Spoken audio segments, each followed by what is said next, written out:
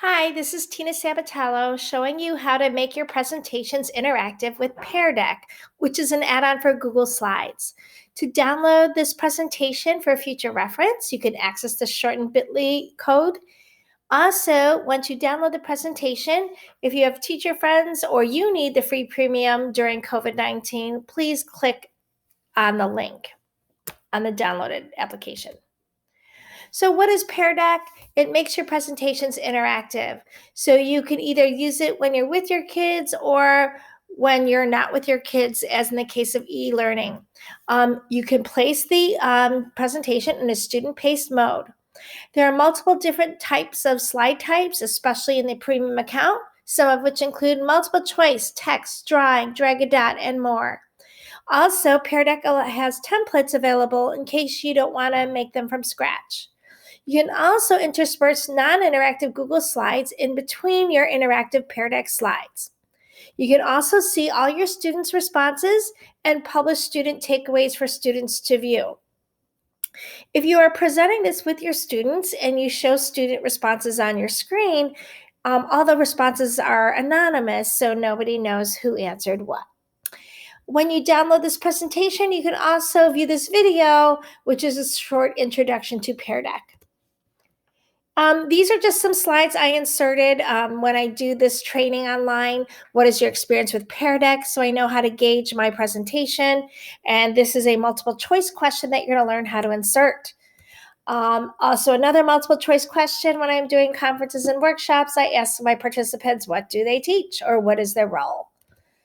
Also, here's another, this is a number slide, which has you check in on your students or your faculty on their stress check.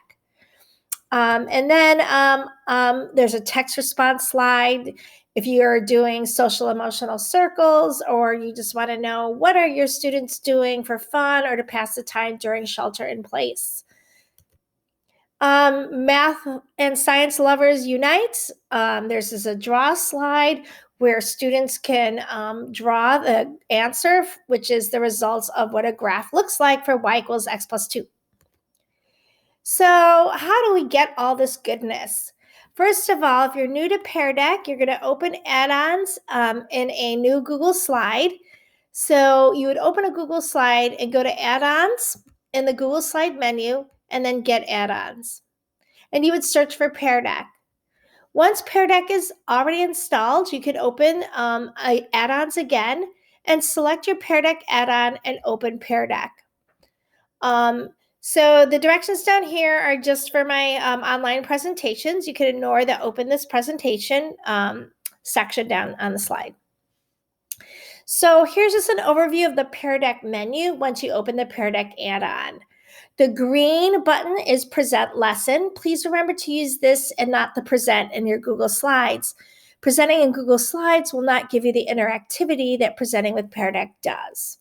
If you click on the hot dog in the hot dog bun, what will pop up are these 4 options: to see a short video from Pear Deck, how it works, to publish and share your lesson. I don't really use that as often as I should.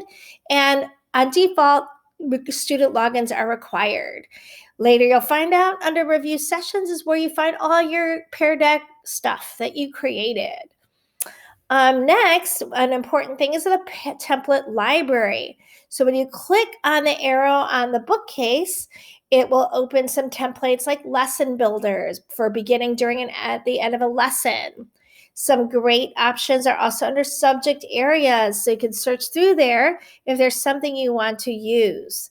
When you click on one, it'll automatically appear on your Google slide deck, and you could always just delete the slide if you don't like it. And most importantly, asking students a question. In the premium version, these are all the types of Pear Deck slides that you can create that we're going to look at in this session. When you download this presentation, you can click on the link to see Pear Deck's summary with screenshots about the 5 types of interactive slides in Pear Deck. First, Here's how you make a text response slide. So my advice to you would be to watch this presentation on one device like your phone and have your computer, laptop, or Chromebook open to a Google slide so you can go through this video tutorial. So on a text response slide under Ask a Student a Question, when you click text, the screen adding an interactive question will appear, and on the bottom, this is what will appear as well to let you know it is a text slide. From that point, you can insert a question and images on your slide if you like to go with the text response. So on your slide, you would type a question by inserting a text box. On a multiple choice slide, again, you would insert a question onto your Google slide, click on choice, and then you would type in your answer choices, clicking on add another to go beyond 3 choices. You could also click on the X's if you decide you don't want that answer choice. When you're finished, you'll click on update slide. Notice once you click multiple choice, you will see on the bottom of your slide the identification as a Pear Deck multiple choice slide. A number slide. So if you're a math, a science, or business teacher that collects numerical data, you can post your question on the Pear Deck slide as seen in the example, and then you can then automatically your students will have to enter a number. Your choices to view the student responses, and we'll see how to review responses in a little bit, are 2 ways. In a grid layout where it lists every student's names, these are fictitious names, and also an overlay layout, which is called a box and whisker plot, so you can see how many students were close to the answer and how many were far. This might be good for lab data and seeing how far away students were from the accepted value if you're a science teacher. You can also make a website slide. Again, download the presentation and can click the link for more details from Pear Deck. By clicking on website, you have some choices here. It tells you about the student device and the classroom projector, what they will see. Here's where you enter the web address. And then what you'll see at the bottom of the screen is it's a Pear Deck web slide. So on this particular slide, you might want to insert some instructions like please watch this or please watch this video or please watch this or review this website and answer the questions on the following slides. So sometimes, if it's a Google map, or what I like to use this for are interactive simulations by PhET. And so the kids can actually interact on a computer simulation, and then they would answer questions on the following slides. Sometimes you might need an embed code. Once again, you can click more details about this when you download the presentation. So an embed code is important, again, if you're embedding a computer simulation from another site or something like Google Maps. My favorite is the draw slide. So on the draw slide, students can draw whatever they like or whatever you instruct them to. On your Google slide, you're going to want to insert an image or background for the students to draw on. So in the Google slide, you go to the Insert menu.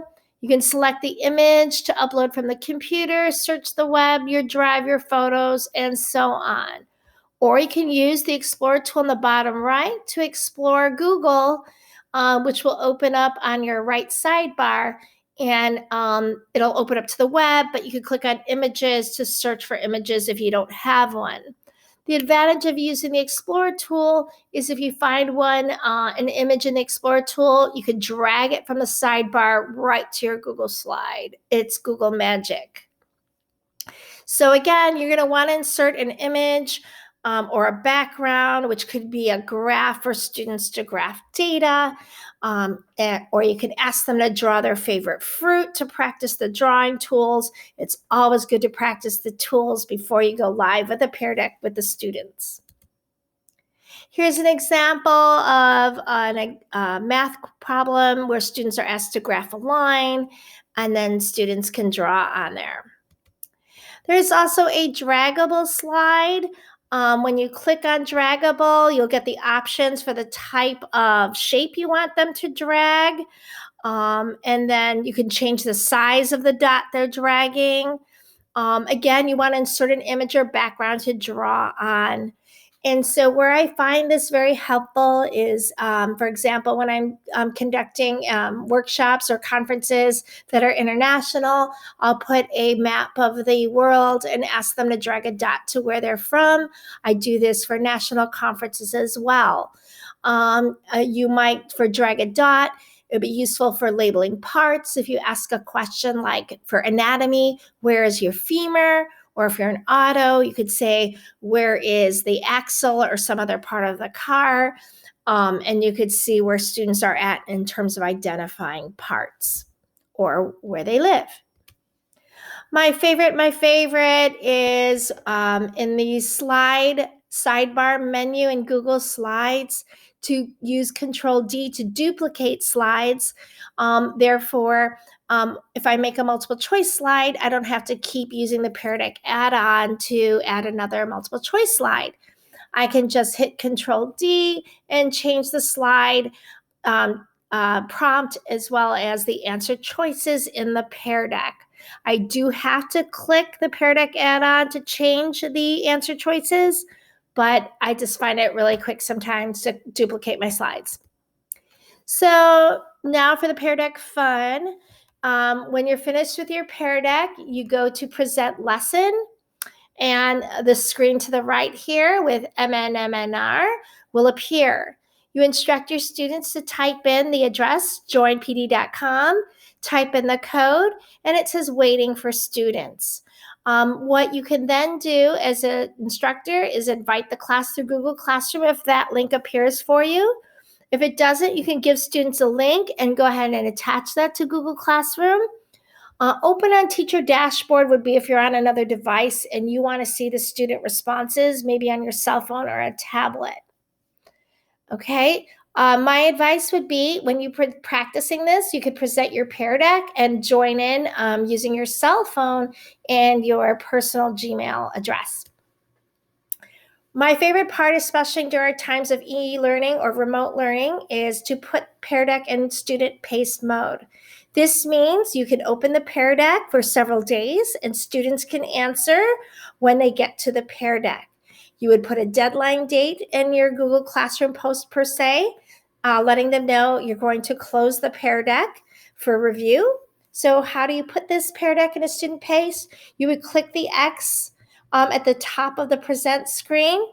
When you click the X, then you're going to see this on the bottom right of your screen, and you're going to click the three dots. And when you click the three dots, you're going to see these options, starting with make a full screen. And then you're going to click on turn on student paced. So when you're done with turning on student paced, when your assignment is due, you're going to want to click on end this session. So when you end the session, which tells you currently in student pace mode, you'll be asked if you want to end the session, and you can leave and allow students to keep working, or I say, yes, I'm sure, which will allow you to name your class or end the session without naming. So I would want to end my session without naming if I'm doing a workshop and this is not something I intend on reviewing or saving.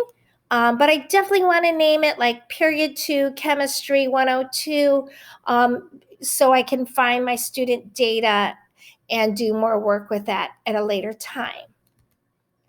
My favorite part for the students is publishing Pear Deck takeaways. So when you end the session, you're going to be given the prompt to publish student takeaways. And what that means is it'll publish a Google Doc for every student who participated in the Pear Deck. And so if I click publish student takeaways and then I save and end session, it should give me a prompt to save them to Google Classroom. If you want to know more about Pear Deck takeaways, in the downloaded presentation, you can click on this video right here in the middle of the screen. Here's more information. So when you end the session and publish your takeaways, again, you could video the demo to the middle of the screen. Here's the screen where it says you can share to Classroom. Then I'll let you choose your classes. So when I've been working with this through the years, the question has come up, how do the kids know if they got their answers right? So one idea for making an answer key, you can make a copy, a PDF of a student takeaway, edit with Cami or another PDF annotator, hide the student name, enter your correct answers with the PDF annotator like Cami, and attach it in the same post as takeaway labeled answers. So, how do you find your Pear Decks to do all this fun stuff like publish student takeaways when you've already closed the Pear Deck and you forgot to do that? Well, in your Pear Deck sidebar, next to the present lesson, you'll see the hot dog. And the last option is to review sessions. And when you review, click on the arrow, the pop-up, this screen will open and you'll see all of your sessions, some which are student paced, live, or closed. And so in each one, you'll have the option to do other things, which is on my next slide. So this is your answer to where do my Pear Decks go? So next to when you open the sessions, you'll see a triple dot. So one thing you can do with the triple dot is click on it and you're going to see these options to reopen the session, rename it, archive it, make takeaways. So if you forgot to publish the takeaways, you can do it at a later date. My favorite, if you have just numerical and answer text or text answers, you can export it to a Google Sheet for ease of viewing in one Google Sheet. So when you click on, I forgot to show you this middle icon, which is the projection icon. This is your view icon. I forgot to circle that for you. It's the one in the middle to the left of the three dots. So when you click on this middle square, you will open up another triple dot, or it looks like a triple dot, but this means list view. So list view shows all the students' responses, and grid view shows them in a different layout. You can also sort the students' responses by time, response alphabetically, or by student first name. So that might be handy for if you're taking attendance during e-learning. So some tips and tricks, a reminder, you can add interactive and non-interactive slides in the same deck. I tend to use informational slides without a Pear Deck add-on. So I might tell them maybe learning targets on an informational slide or directions. I could also record my voice on the slides, which is very easy and free. I'm not going to do that at this point. Download the download this presentation, and you can get a link to the slides or see a video explanation of how to easily record your voice when your slides load for your students.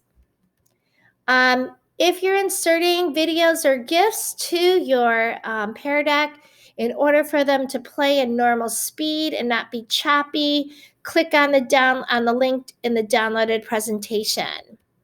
This is what you'll see when you click on the link to add it to Chrome. And here's some additional resources that you can access, either written or video resources from Pear Deck. Feel free to reach out and contact me. Please like this video if this helped you. Thank you.